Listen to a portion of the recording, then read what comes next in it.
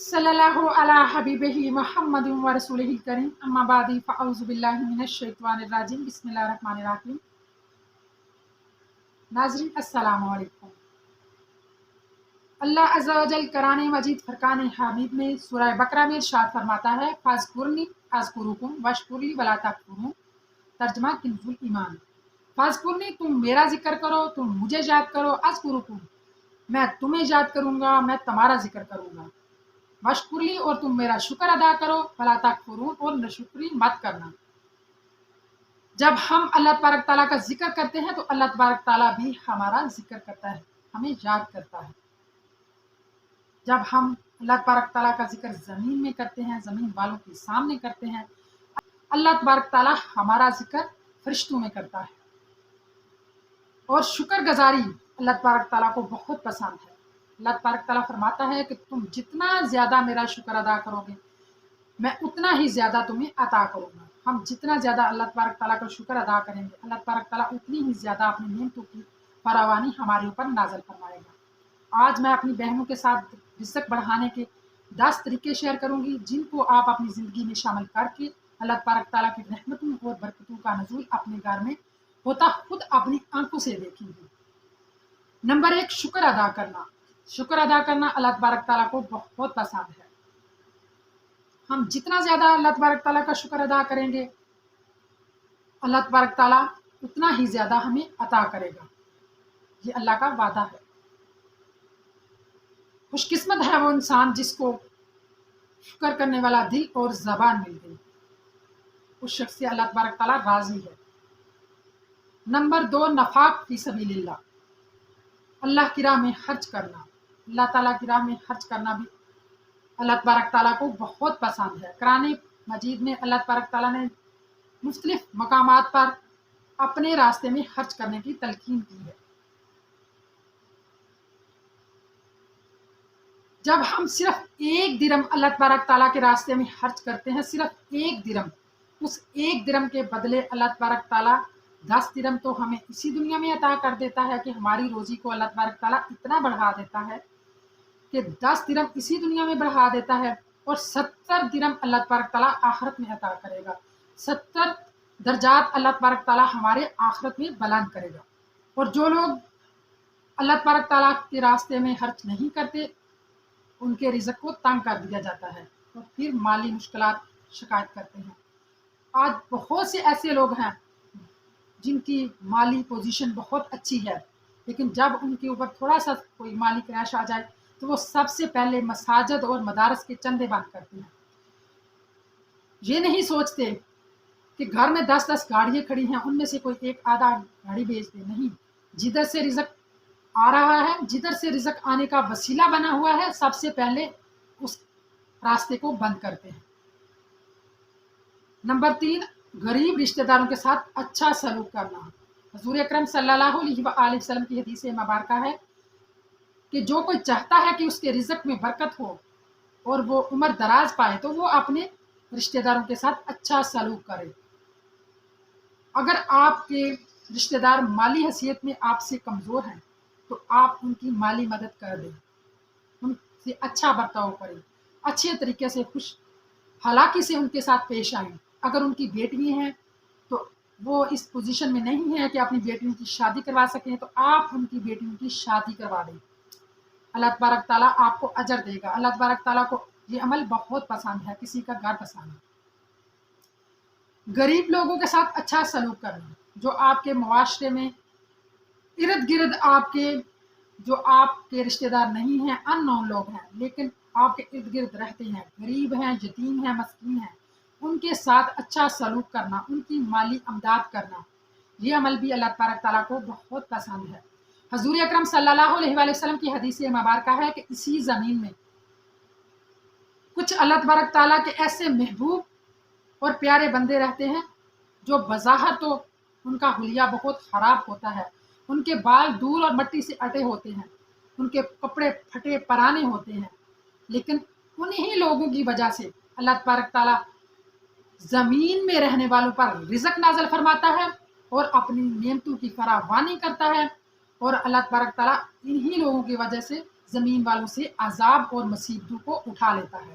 انہی لوگوں کی وجہ سے زمین میں برکت اور رحمت اللہ تبارک تعالیٰ نازل فرماتا ہے۔ بظاہر ان لوگوں کا حلیہ بہت میلا ہوتا ہے، دیکھنے والے کو گن آتی ہے، لیکن مت گن کریں ایسے لوگوں سے۔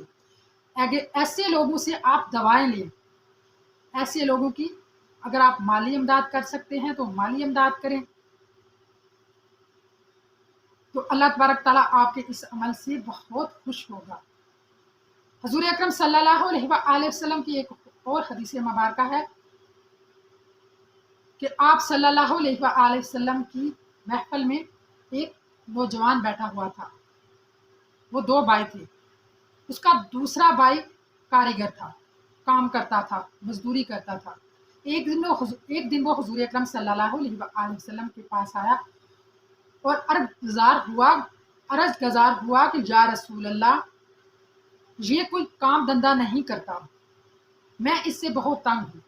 تو حضور اکرم صلی اللہ علیہ وآلہ وسلم نے ارشاد فرمایا کہ ہو سکتا ہے جو تمہیں مل رہا ہے، جو تمہیں رزق مل رہا ہے، اسی کی برکت سے ہو۔ طالب علم جو ہیں ان پر خرچ کرنا، جو علم کے طالب ہیں ان پر ہم خرچ کریں گے تو اللہ تبارک تعالیٰ کو یہ عمل بھی بہت پسند ہے۔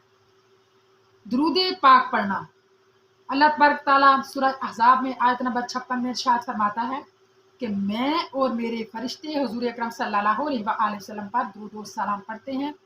اے ایمان والو، تم بھی آپ صلی اللہ علیہ وآلہ وسلم پر درود و سلام پڑھا کرو۔ اللہ تبارک تعالیٰ کی دعوت ہے ایمان والوں کو۔ درود پاک پڑھنا اللہ تبارک تعالیٰ کو بہت پسند ہے۔ جب کوئی بندہ درود پاک پڑھتا ہے اللہ تبارک تعالیٰ بہت خوش ہوتا ہے کہ یہ میرے کام میں شامل ہو گیا ہے۔ حضور اکرم صلی اللہ علیہ وآلہ وسلم کی حدیث مبارکہ ہے کہ جب کوئی بندہ صرف ایک مرتبہ درود پاک، حضور اکرم صلی اللہ علیہ وآلہ وسلم کی حدیث مبارکہ ہے کہ جب کوئی میرا با ادب امتی صرف ایک مرتبہ درود و سلام پڑھتا ہے، اللہ تبارک تعالیٰ اس کو 10 نیکیاں عطا کرتا ہے اور اس کے 10 گناہوں کو مٹا دیتا ہے۔ ایک اور نبی پاک صلی اللہ علیہ وآلہ وسلم کی حدیث مبارکہ ہے کہ جو میرا با ادب امتی 10 مرتبہ درود و سلام پڑھتا ہے، اللہ تبارک تعالیٰ اس پر جہنم کی آگ کو حرام کر دیتا ہے۔ درود و سلام پڑھنے سے اللہ تبارک تعالیٰ گھر میں خیر و برکت کرتا ہے، دلوں کو سکون دیتا ہے، ایمان کو مضبوط کرتا ہے، گھر میں خوشحالی لاتا ہے۔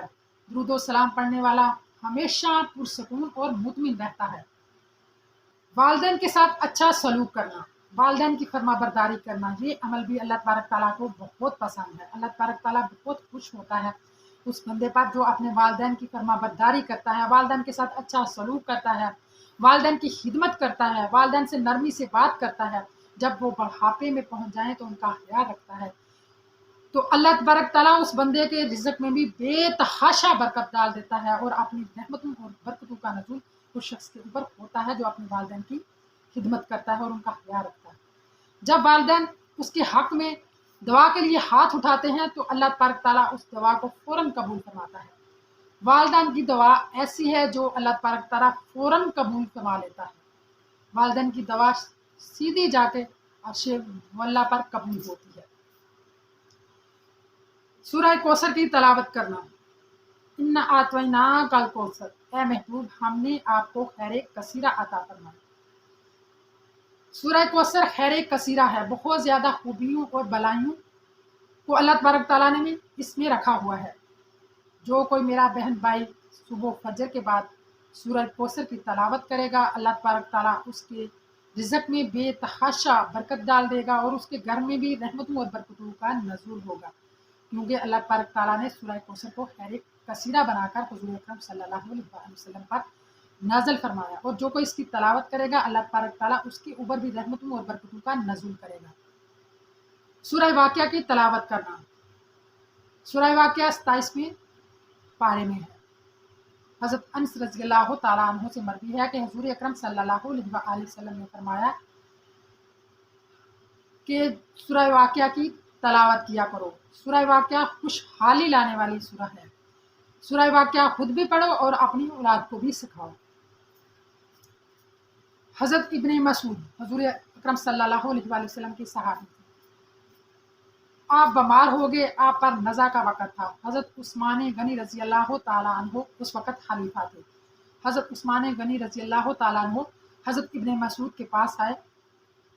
جب ان کا حال دیکھا تو آپ کا دل پریشان ہو گیا، اور حضرت ابن مسعود سے حضرت عثمان غنی رضی اللہ تعالیٰ عنہ نے کہا کہ اے ابن مسعود، اگر تو کہے تو میں تیری بچیوں کے لیے، کیونکہ حضرت ابن مسعود کی صرف بچیاں ہی تھی، تو میں تیری بچیوں کے لیے بیت المال سے وظیفہ مقرر کر دوں۔ تو حضرت ابن مسعود نے کہا کہ اس کی میری بچیوں کو حاجت نہیں ہے، کیونکہ میں نے رسول اکرم صلی اللہ علیہ وآلہ وسلم کو یہ فرماتے سنا ہے کہ جو کوئی سورہ واقعہ کی تلاوت کرے گا، اللہ تبارک تعالیٰ اس کو ہمیشہ خوشحال رکھے گا اور اس کو غیب کے خزانوں سے رزق عطا کرے گا۔ جو کوئی میری بہن یا بھائی رزق میں مالی مشکلات کا شکار ہے، اس کے مسائل حل نہیں ہو رہے، کہیں سے بھی کوئی وسیلہ نہیں بن رہا، تو عشاء کی نماز کے بعد یا مغرب کی نماز کے بعد سورہ واقعہ کی روزانہ تلاوت کریں، صرف ایک مرتبہ، زیادہ مرتبہ نہیں، صرف ایک مرتبہ سورہ واقعہ کی تلاوت کریں۔ انشاءاللہ میں کہتی ہوں کہ میں گارنٹی دیتی ہوں اس بات کی میں گارنٹی دیتی ہوں صرف کہ اسی دن کہیں نہ کہیں سے اللہ تبارک تعالیٰ آپ کے رزق کا بندوبست کر دے گا۔ اگر آپ کو پیسے کی ضرورت ہے، حاجت ہے، تو اللہ تبارک تعالیٰ پیسوں کا کہیں سے بندوبست کر دے گا۔ میں نے خود اس عمل کو جمع کر دیکھا ہے، بڑا بابرکت ہے، فوراً اس سے کام ہو جاتا ہے۔ آپ بھی آزما کر دیکھیں، انشاءاللہ اللہ تبارک تعالیٰ آپ کے رزق میں بے تحاشا برکت ڈال دے گا۔ روزانہ اگر معمول بنا لیں گے تو گھر میں کبھی بھی رزق کی تنگی نہیں ہوگی۔ اگر میری بہنوں اور میرے بھائیوں کو میری یہ ویڈیو پسند آئی ہو، میری مزید اچھی ویڈیو دیکھنے کے لیے میرے چینل کو سبسکرائب کر دیں اور ساتھ لگے بیل کے بٹن کو بھی دبا دیں، اور کمنٹ کر کے اپنی رائے کا اظہار ضرور کیجیے گا۔ خدا حافظ۔